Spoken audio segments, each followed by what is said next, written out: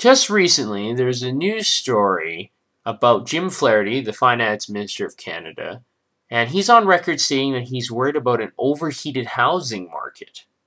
Oh, really? An overheated housing market? What would drive you to that conclusion? Isn't everything just perfect and unicorns and lollipops? Well, let's just take a look.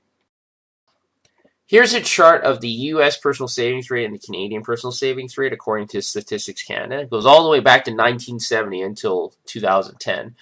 And historically, Canadians for the last 40 years generally saved a little bit more than their American counterparts. And if you take a look from about the late 90s until now, until about 2010, 2011, you can see that the savings rate has been historically low for the last 40 years.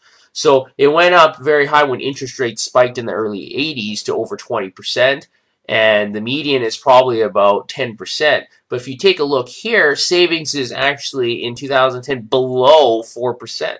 This goes into why Canadian houses pricings were able to rise so drastically and during this period of time. It's not a coincidence that housing prices at the same decade, during the same period, also went up at the same time.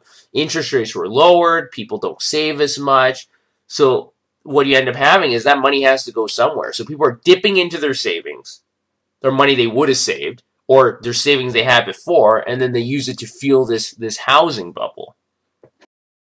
Here's another chart, and this chart kind of talks about the major metropolitan areas in Canada. It has Vancouver, Calgary, Edmonton, Toronto, Ottawa, and Montreal, and it's just talking about from the beginning of the last decade until about now, and it talks about the pricing structures. And as you can see, not every place is the same. Basically, they've all risen, some of them a lot more proportionately than others.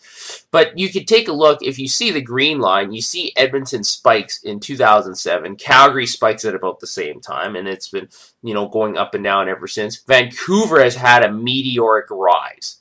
And there's some places for 1,100 square feet bungalow. It's built in 1962, and it'll be $980,000 to purchase. So you can just imagine if you lived in Vancouver and your average house was $350,000 about 11 or 12 years ago, and now it's almost $1 million. Where's that extra money coming from? I mean, that's almost 3 times the price. Did people's wages go up 3 times? No.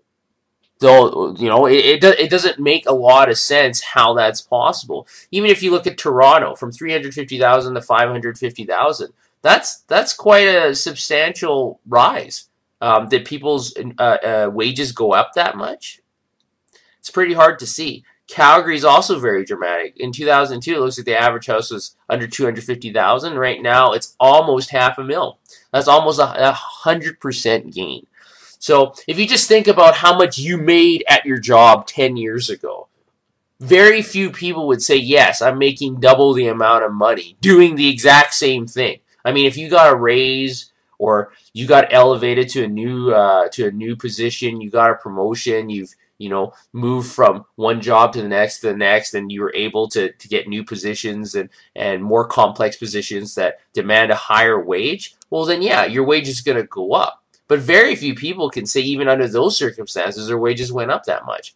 I mean, unless you were working at McDonald's 10 years ago and now you're a manager of a multinational corporation or something, and yeah, you're going to be making probably double your money compared to back then, but the position's not the same. So I think all this evidence sorts of leads to the fact that the Canadian housing market is still in a bubble state.